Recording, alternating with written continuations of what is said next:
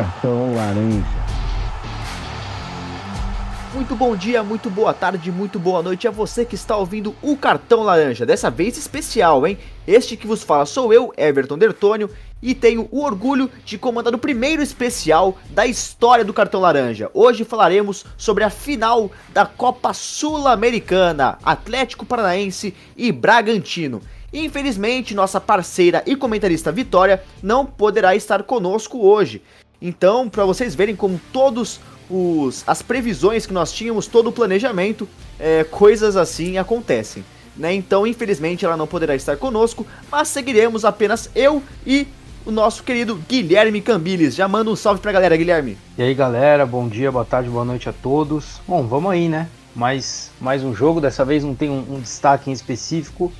Programa um pouquinho diferente. Normalmente a gente faz pós-jogos, dessa vez vamos fazer pré. Vamos que vamos.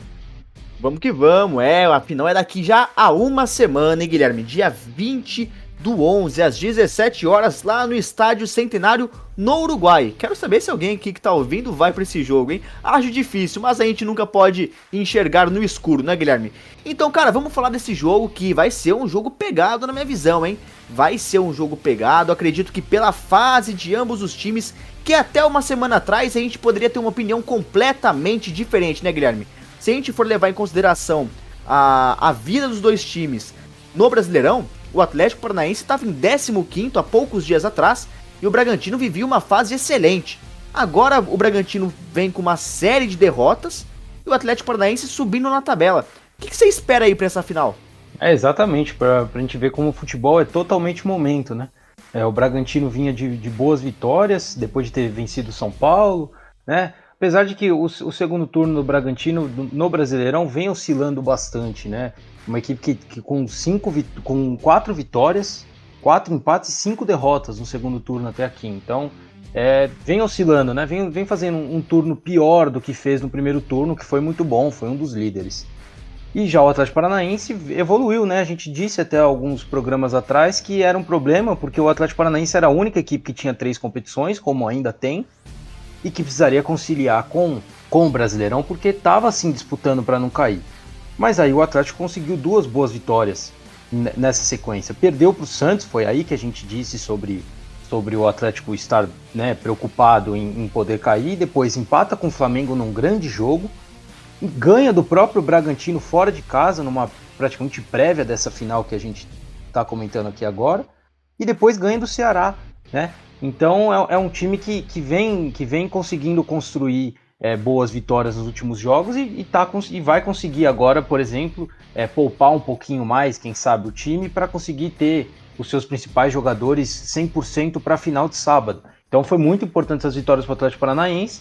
Já o Bragantino é um time que vem oscilando um pouquinho mais, mas que provavelmente vai ter voltas de bons jogadores para a final, né? Jogadores importantes e que, assim, mudam bastante a característica do time, inclusive. O Léo Ortiz, zagueiro, que inclusive foi convocado pelo Tite na Copa América, um bom zagueiro.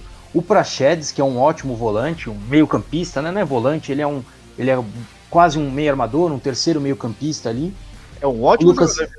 O Lucas Evangelista, que aí já assim, a gente está dizendo de um segundo volante, que fez uma bela temporada até onde ele jogou, fez um ótimo primeiro turno.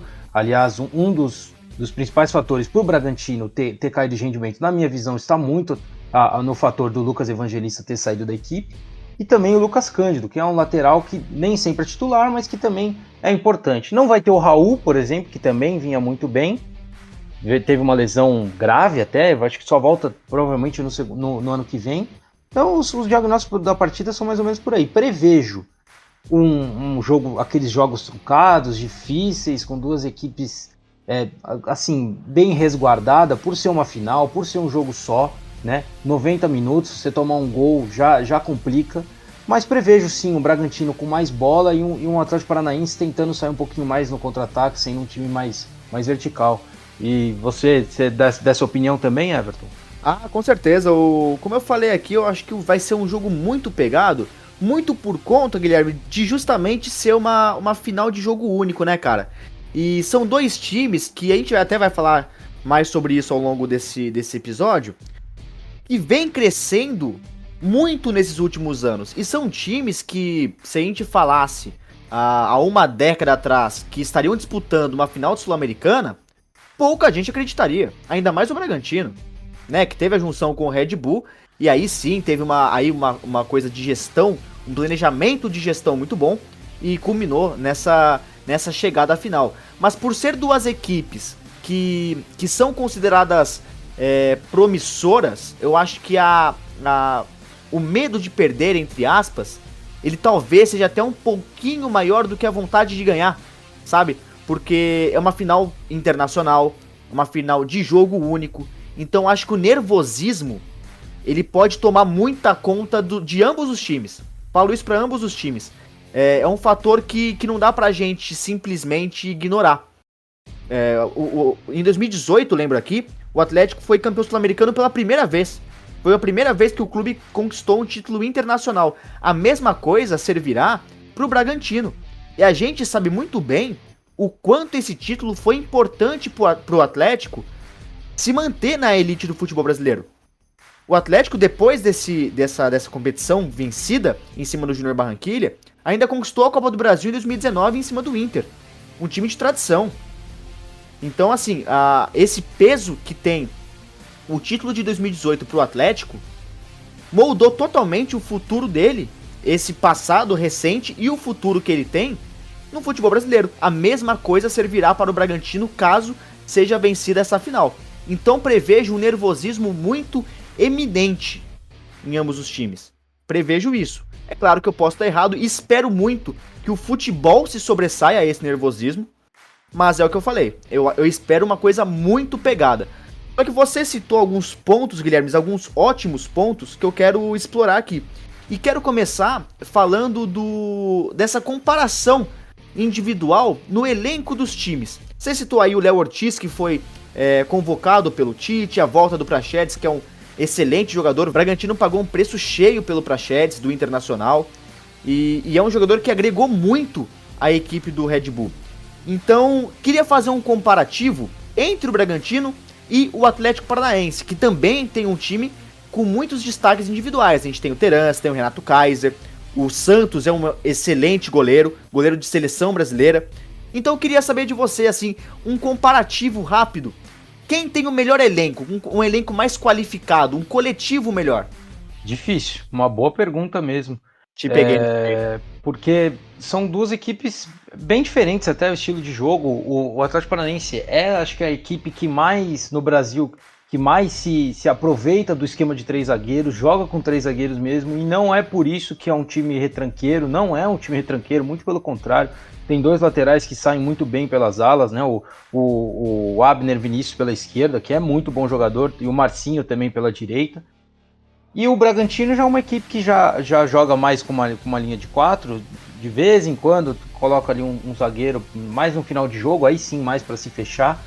Então eu acho que eu fico com o Bragantino por conta de ter acho que mais individuais assim, melhores. Em coletivo, acho que 2 equipes muito parecidas, assim, bem equilibradas, mas acho que em individualidade, talvez o Bragantino um pouquinho à frente, por ter o Arthur, que é muito bom jogador, por ter o Praxedes, se jogar mesmo, muito bom jogador, o Elinho, que às vezes consegue ali tirar boas jogadas ali pela esquerda, principalmente, o próprio Evangelista, como eu disse.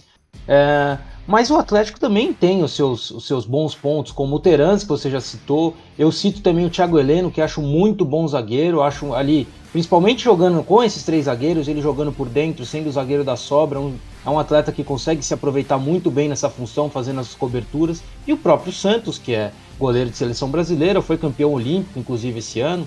Então, enfim, é um jogo que de fato tem boas individualidades dos 2 lados. E aí a gente tem que dizer, né, que são 2 equipes com muito boas gestões nos últimos anos. Eu queria entrar muito nesse assunto, porque acho que o futebol vai ser, e vem sendo já nos últimos anos, e vai ser daqui nos próximos, vai estar muito ligado a boas gestões.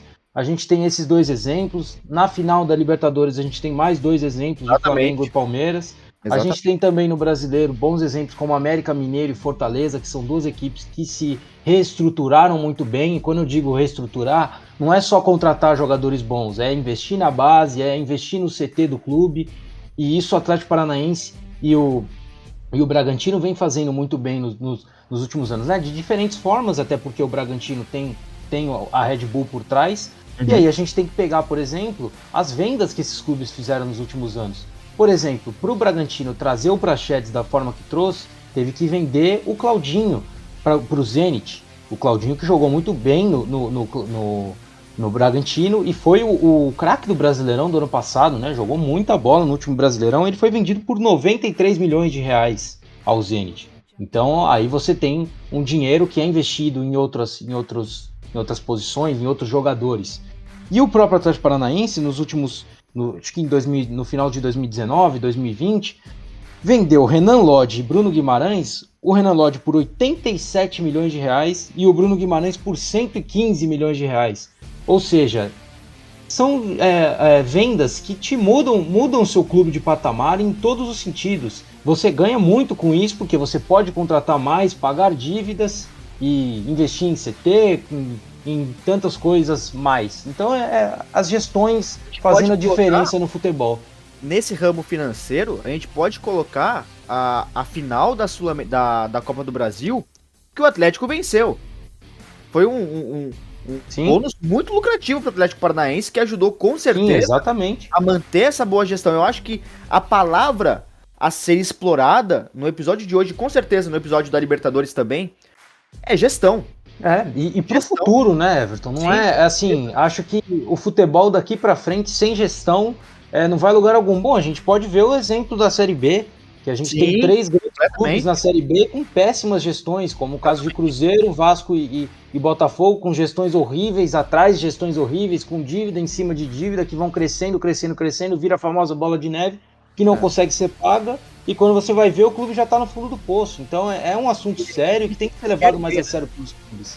E é difícil se reerguer. Eu acho muito incrível, sinceramente, o que está acontecendo no futebol brasileiro. É claro que para alguns é muito doloroso o que acontece, como você acabou de citar, Cruzeiro, Vasco, Botafogo, o Vasco e Cruzeiro que não conseguem subir de divisão.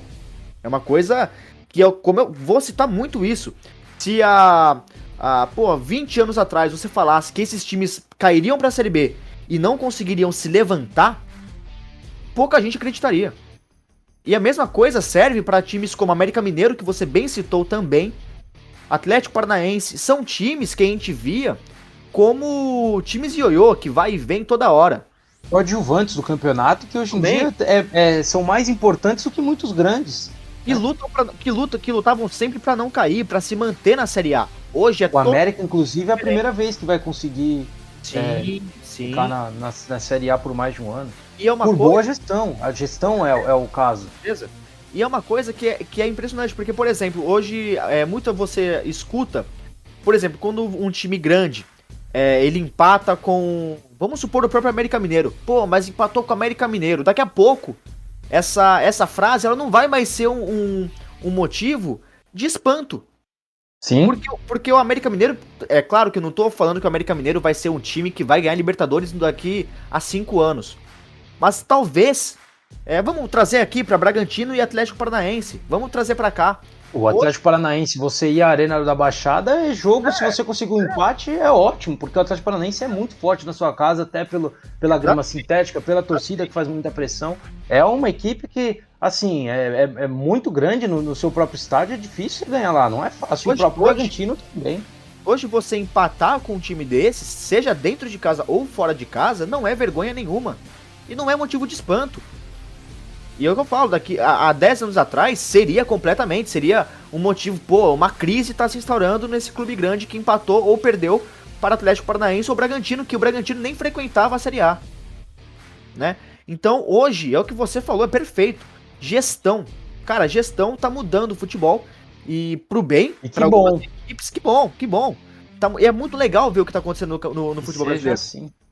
E muitos times que faziam essas gestões péssimas, eles não conseguem mais se reestruturar. Começam.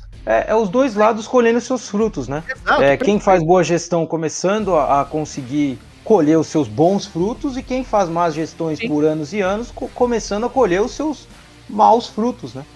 Pois então o futebol vem passando muito por aí. E ainda nesse negócio de gestão, né, Gui, a gente tava aqui, falamos bastante sobre esse assunto, e os resultados que as duas equipes têm, tanto na temporada quanto nas últimas temporadas, elas se dão por conta dessa gestão. Eu cito, inclusive, por exemplo, uma vitória que o Atlético Paranaense teve recentemente, que lhe deu a vaga para a final da Copa do Brasil, que foi aquela vitória extraordinária contra o Flamengo no Maracanã. Essa vitória, ela serve muito mais como uma alavanca de moral mesmo para essa final contra o Bragantino do que necessariamente a campanha do Bragantino na Série A, que também é uma campanha que beira ali aos parâmetros do Bragantino a perfeição. Ele ali conseguindo uma vaga direta para Libertadores, eu acho que é mais do que ele pensava em conseguir para esse campeonato. Mas na questão do Atlético, porra, ele eliminou o Flamengo, cara, dentro da sua casa. O Flamengo é um time que tá na final da Libertadores. E por 3-0, né? Não é que ganhou assim na sofrência, nos pênaltis, não, de 3-0 com autonomia e justamente os 3-0. Né? Não, mas aí eu te faço essa pergunta.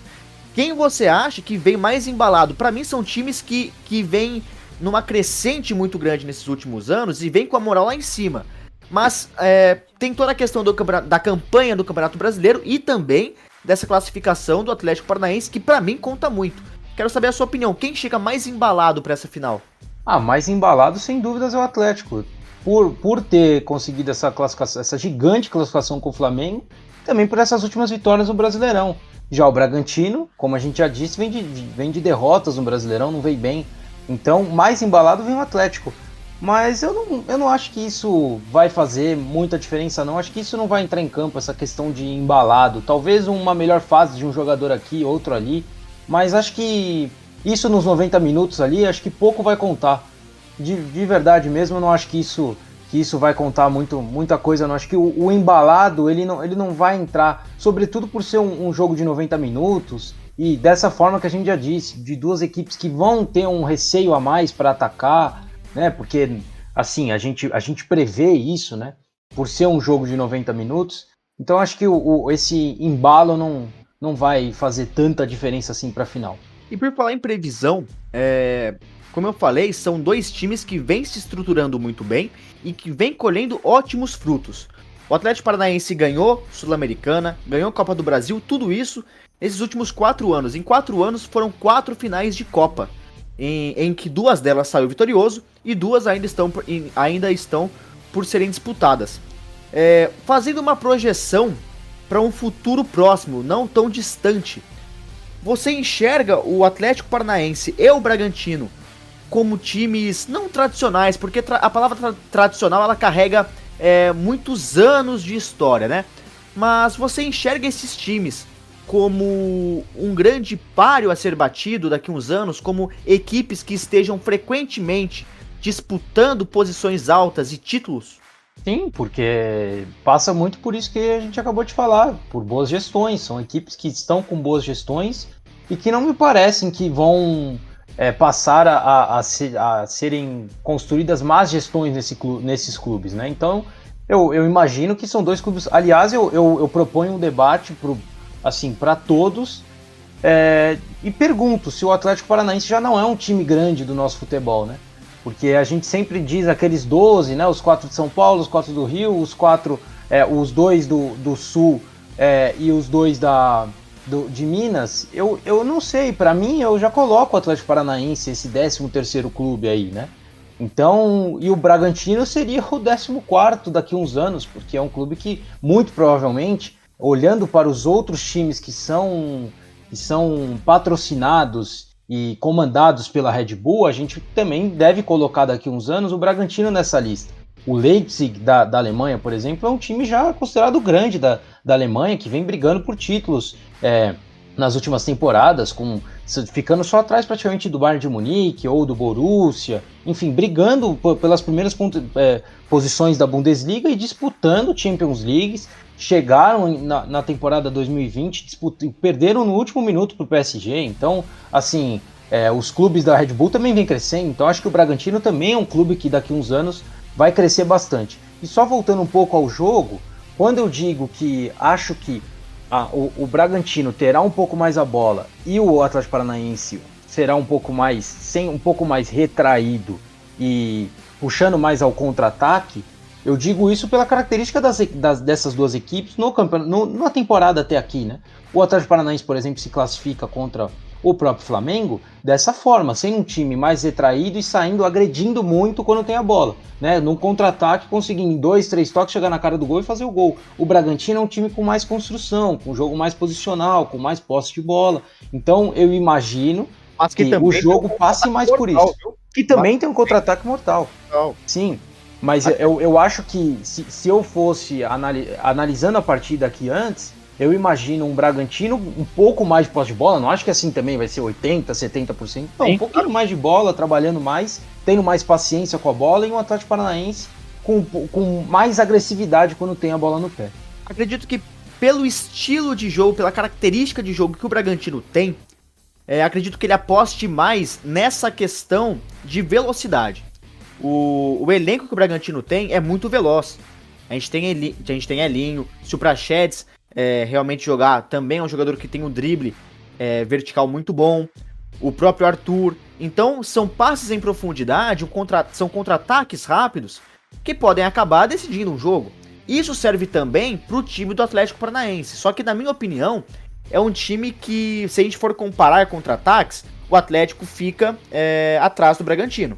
Para mim, será um jogo onde ambas as equipes vão ter os seus momentos. Eu não acho que vai ser um controle total por parte de apenas uma equipe. Sim, não acho que apenas uma equipe vai jogar. Então, vai ter momento ali que o Bragantino vai estar melhor, vai ter momento que o Atlético Paranaense vai estar no ataque. E o jogo vai se dar por essa levada. Mas acredito que a chance do Atlético Paranaense fazer um gol construindo uma jogada, ela se mostra maior do que a do Bragantino. Enquanto o Bragantino, em contra-ataque, leva a melhor, fica superior ao time do Atlético Paranaense. Eu já sou um pouco contrário aí nessa opinião. Acho que o Bragantino tem mais opções para criar mais jogadas com mais posse de bola e o Atlético Paranaense eu vejo um time um pouco mais vertical. Mas isso não é uma fórmula, tá? Não, isso pode mudar com certeza. Sim, claro. As duas equipes têm bons jogadores para conseguir construir jogadas das duas formas. Repito, o Atlético Paranaense eu vejo o Terans um baita jogador, o Nicão também muito bom. No Bragantino, o Arthur vem de uma temporada espetacular, muito boa temporada do Arthur. Então acho que o jogo passa mais ou menos por aí, o que também pode mudar se sair um gol no início do jogo, por exemplo. Enfim, se sair um gol logo de primeira, assim, com poucos minutos de jogo, isso muda também, né? Então vai muito de acordo com o placar, né? Acho que vai muito de acordo com o placar. E aí eu queria também dizer um pouquinho sobre os técnicos. A gente tem no Bragantino o Maurício Barbieri, que é o técnico mais longevo do Brasil, né? Ele tem 1 ano e meio, mais ou menos, aí, 1 ano e 3, 4 meses no comando técnico do Bragantino, e ele já é o técnico mais longevo do país. Sim, com 1 ano e 4 meses é um técnico mais longevo do Brasil. Enquanto o Atlético Paranaense, muito bom trabalho, com certeza. Até por isso que ele está há todo esse tempo, senão ele não estaria. Não que também seja muito tempo, né? Mas é um tempo razoável para o futebol brasileiro. Razoável para o futebol brasileiro é um tempo bom. Já o Atlético Paranaense, para a gente olhar também, como não tem uma fórmula pronta, né? Que às vezes a gente fica com uma ideia de que sempre tem que dar tempo ao técnico. Nem sempre, né? Depende se o trabalho evolui ou não. O Atlético começa com o Autuori, que inclusive é diretor do clube. Depois ele vai ao Antônio Oliveira, um técnico português, que era um auxiliar técnico do Gesualdo Ferreira, um técnico, né, já um pouco da velha guarda, que comandou o Santos nos últimos tempos aí, também não teve muito tempo no Santos, mas também não mostrou muita coisa por lá, e que foi muito bem desde quando chegou no Atlético. Inclusive foi ele que implantou a linha com 3 zagueiros, e aí depois ele sai, depois que o clube é eliminado na semifinal do Campeonato Paranaense, que foi agora no final do ano, a semifinal do Paranaense, perdeu para o Cascavel. Ele sai por problemas internos, ele pede demissão, né, até onde a gente ficou sabendo. Volta o Autuori por alguns jogos e depois vem o Alberto Valentim, que agora dá seguimento ao trabalho e que vem sendo sim muito inteligente. Ele que não veio de bons trabalhos nos últimos anos, vem sendo inteligente por dar sequência a um trabalho que vinha sendo bom. Então é um Atlético que vem com um trabalho, apesar de um técnico novo, vem com uma ideia de jogo que já vem de algum tempo.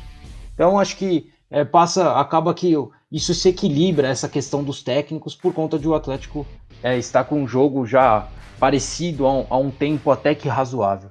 Guilherme, pra gente finalizar então esse episódio, quero que você me diga quem vai sair com o título dessa final. É complicado, mas puro palpite, eu diria o Atlético Paranaense.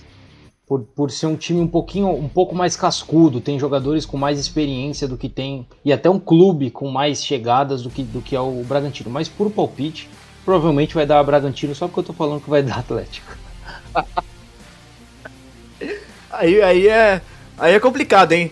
Aí é a famosa ficar em cima do muro. Palpite eu dei. Cara, eu acho... Tô sentindo que vai dar Atlético Paranaense. Mas... Aí eu que fiquei em cima do muro. É complicado mesmo. Se fosse algumas semanas atrás, eu falaria mesmo, como eu já disse no Cartão Laranja. O Bragantino, pra mim, ele é favorito a ganhar essa taça. Ele é favorito de fato. Mas eu acho que dá Atlético Paranaense. Eu também acho que vai dar Atlético. Bom, vai ser um jogo muito equilibrado. Com certeza, com toda certeza. Bom, gente, é isso aí então, finalizando esse primeiro especial do Cartão Laranja, cobrimos aqui então a final da Sul-Americana, uma semana antes, a semana que vem então, vocês já sabem que tem Atlético Paranaense e Bragantino disputando a Taça Sul-Americana. Agora, já adianto pra vocês que assim que acabar Atlético Paranaense e Bragantino, nós estaremos lançando o especial sobre a Libertadores.